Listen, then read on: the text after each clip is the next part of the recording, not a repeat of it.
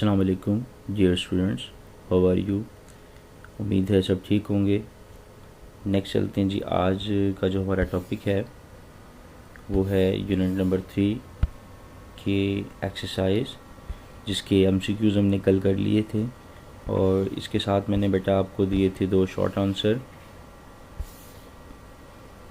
Short answer में 3.2 और 3.3 कि ये जो inertia, momentum, force of friction, centripetal force, mass and weight, action reaction, rolling friction वगैरह वगैरह, ये सारे हमने कल बात की थी इसके ऊपर।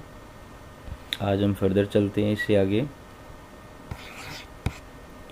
3.4 शॉर्ट आंसर पे क्या कहते हैं। शॉर्ट आंसर में what is the inertia. Inertia किसे कहते हैं? तो इनर्शिया की डेफिनेशन हमारे पास यहाँ पे इसी बुक के अंदर मौजूद है, हमने हाईलाइट की हुई है। What is the inertia? The law of inertia is that when the body at the state of rest, then it remain at the state of rest, and if it move with the uniform velocity, then it continues to move with the uniform velocity until no external force apply to change the state of the body. तब तक ये सिलसिला ऐसे ही चलेगा जब तक कोई बैरूनी फोर्स जो है वो इस पर अमल करके इसकी हालत में तब्दीली पैदा ना कर दे, और इसे हम किसका नाम देते हैं? लॉ ऑफ इनर्शिया का नाम देते हैं। ठीक है बेटा। इसकी स्टेटमेंट आपका जो फर्स्ट लॉ ऑफ मोशन है, it is also called law of inertia, से हम लॉ ऑफ इनर्शिया का नाम भी देते हैं। तो नेक्स्ट चलती हैं हमारे पास। अगला जो शॉर्ट आंसर है वो क्या है? Why does a passenger move outward when the bus take a turn. बल्कि मैं यहाँ पे मैं आपको लिख देता हूँ इसकी state. If when a body at rest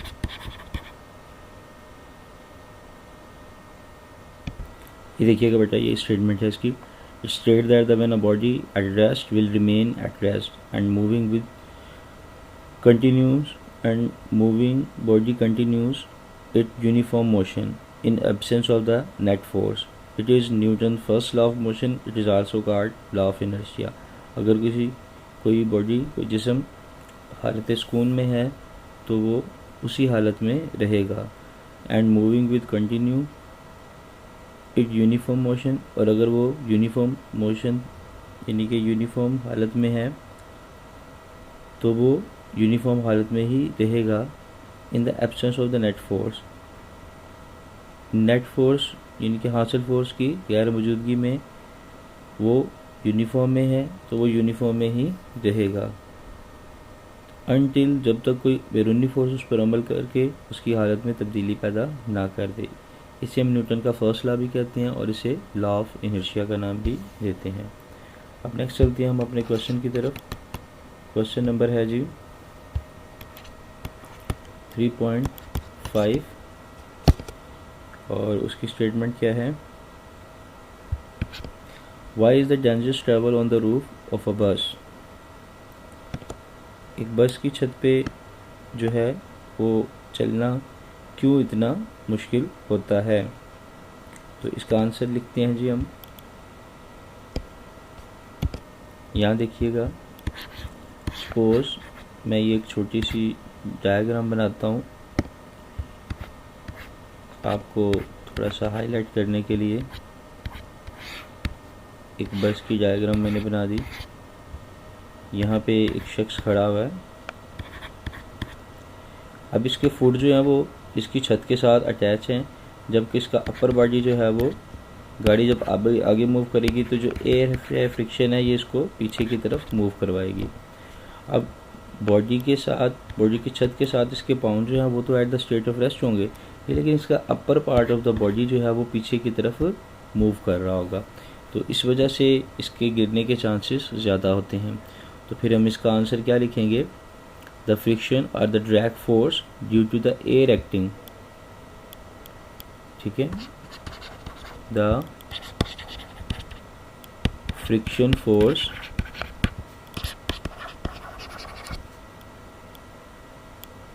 या फिर हम कह सकते हैं इसको drag force acting upper part of the body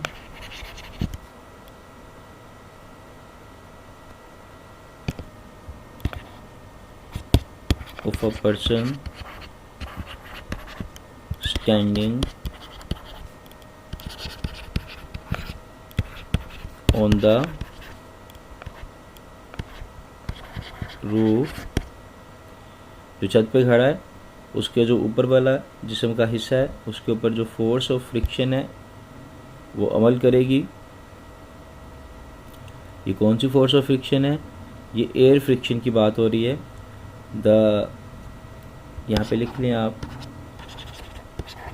the air friction force, ठीक है, और a drag force acting upper part of the body of the person standing on the roof, ठीक है, छत पे खड़े हुए शख्स पे ये फोर्स अप्लाई कर रही है एंड मूविंग इट, यहाँ देखिएगा बेटा, the standing on the roof of the running bus. फिर क्या कहते हैं? Tries to the turn over which is dangerous while over the part of the body remain at the rest of the bus. यही वजह है कि try to over which, यानी कि उसका जो लोअर पार्ट है वो तो बेसिकली अटैच है किसके साथ? वाइल द, यहाँ पे आना है लोअर पार्ट, ठीक है जी, ओके। तो वाइल लोअर द, ये लिखा हुआ था आगे बल्कि, while the lower part of the body remain at the rest of the बस। ये इसका आंसर है बेटा, इसको देख लीजिएगा। अब नेक्स्ट चलते हैं, अगले शॉर्ट आंसर में क्या है, यहाँ पे देखिएगा जी 3.6 में, why does a passenger move outward when the bus take a turn. जब कोई बस टर्न लेती है तो ये हमारे लिए इतना ख़तरनाक क्यों होता है? लोग जो है वो बाहर की तरफ क्यों गिरते हैं? Let's see, when bus take a turn then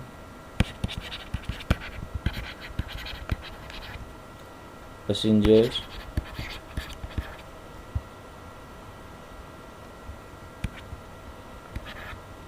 sitting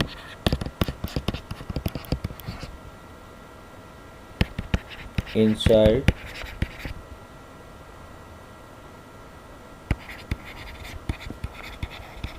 experience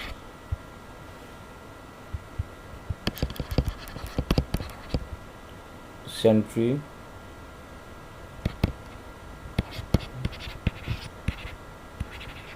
force and move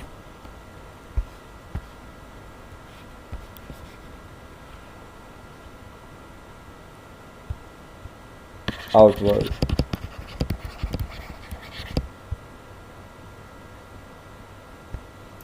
जी बेटा, जब बस को हम एक शार्प टर्न लेते हैं तो उस टर्न के दौरान जो passenger sitting inside the experience, जो पैसेंजर्स बस के अंदर बैठे होते हैं वो एक फोर्स को महसूस करते हैं जिसे हम किसका नाम देते हैं? सेंट्रीफ्यूगल फोर्स का नाम देते हैं। एंड मूव आउटवर्ड, और ये फोर्स किस तरफ होती है? ये जिस तरफ कोई गाड़ी टर्न लेती है उसके बिल्कुल ऑपोजिट फोर्स होती है। नेक्स्ट चलते हैं आगे 3.7 क्वेश्चन की तरफ। How can you relate the force with the change of the momentum? ये हमारा मैथमेटिकल प्रूव है, हमने इसको साबित करना है। इसके लिए हमारे पास एक टॉपिक मैं दिखाता हूँ अभी आपको।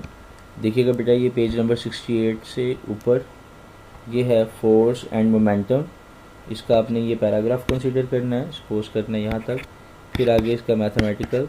और मैंने फोर्स एंड मोमेंटम का पूरा टॉपिक डिस्कस किया हुआ है, मेरे इस यूट्यूब चैनल में मौजूद है, आप इसको वहाँ से देख सकते हैं। तो ये पूरा टॉपिक आपने यहाँ तक लिखना है, इसका सारा मैथमेटिकल वगैरह मैंने प्रूफ करवाया हुआ है। ये इसकी स्टेटमेंट भी है लास्ट पे, डेफिनेशन वगैरह, तो इसको आपने यहाँ से देख लेना है। ठीक है जी, अब हम नेक्स्ट क्वेश्चन पे चलते हैं। नेक्स्ट क्वेश्चन हमारा 3.8 question, what will be the tension in a rope that the pull from its end by two opposite forces of the 100 newton each. यानी कि दो फोर्सेस हैं, एक इस तरफ भी 100 है, इस तरफ भी 100 न्यूटन है। What will be the tension in a rope, तो कहता बताएं इस रस्सी में टेंशन कितनी होगी भाई। 100 + 100 मिलाओ तो दोनों, तो ये कितनी बच जाएगी 200 न्यूटन। तो रस्सी में टेंशन कितनी हो जाएगी 200 Newton. That's very simple. Next चलते हैं बेटा, हमारे पास आगे 3.9 है, उसमें है जी action and reaction are always equal and opposite, then how does a body move. कहते हैं जब एक्शन और रिएक्शन दोनों की मैग्नीट्यूड भी सेम होती है और इनके जो है ना वो यहाँ पे देखते हैं, हम लिखते हैं जी 3.9 है ये, तो 3.9 की हम बात करने लगे हैं। वो कहते हैं कि जब एक्शन और रिएक्शन सेम इन मैग्नीट्यूड होते हैं तो फिर बॉडी मूव क्यों करता है। इसको तो चाहिए कि वो एक दूसरे के असर को ज़ाहिर कर दे। देखिए जी, ये एक बॉल है, मैंने इसको दीवार पे मारा और दीवार ने उतनी ही फोर्सेस बॉल पे लगाई मेरी तरफ। ठीक है, जितनी फोर्स मैंने इसको दीवार की तरफ फेंका, दीवार ने भी उतनी फोर्स इसको ऑपोजिट डायरेक्शन में लगाई। ये था हमारा एक्शन और ये था दीवार का रिएक्शन। अब बॉडी क्यों मूव कर रहा है, बॉडी इसलिए मूव कर रहा है कि दोनों फोर्सेस सेम टाइम पे नहीं है। अगर दोनों फोर्सेस सेम टाइम पे होते तो ये बॉडी कभी भी मूव नहीं करता, ड्यू टू ऑपोजिट डायरेक्शन और सेम इन मैग्नीट्यूड। इस वजह से ये दोनों कैंसिलेट कर देते एक दूसरे को।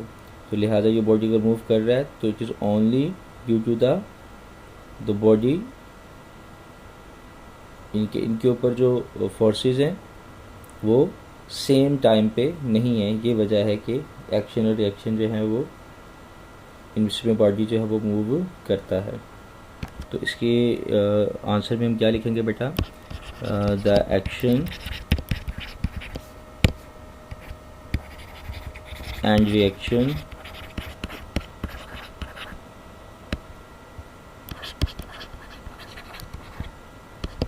forces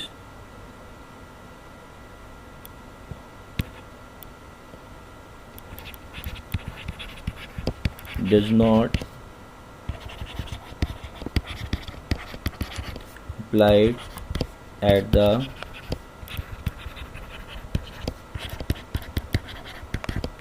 same time. ठीक है जी, दोनों जो है वो एक ही वक्त में अप्लाई नहीं होती। सो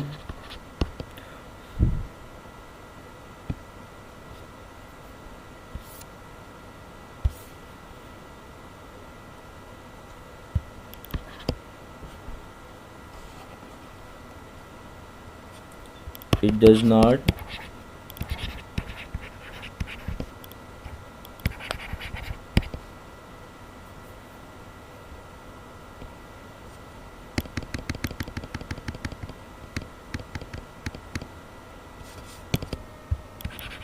इन पे डू नॉट आना था। अच्छा देखिए जी, both of these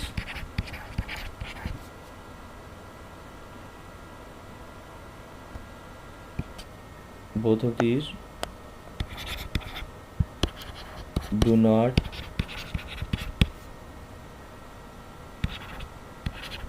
neutralize